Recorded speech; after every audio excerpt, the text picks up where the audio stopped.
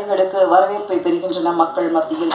வரும் கதைக்களங்களை மாணிக்க கற்களாக தேடி பிடித்து வெற்றி பெறவும், அது பேசப்படும்படியான கதைக்களங்களை நல்லபடியாக எடுத்து மக்களிடம் கொண்டு சேர்க்கும் ஒரு கான்டென்ட் ஸ்டோரியை தேர்வு செய்யக்கூடிய G5 ஒரிஜினல் தளத்தின் விபி கண்டென்ட்டாக இருந்து இப்பொழுது சவுத் ஹெட்டாக மாறி இருக்கக்கூடிய மெயின் பில்லர் கௌஷிக் அவர்களை வரவேற்பை வழங்க அன்புடன் அழைக்கிறோம்.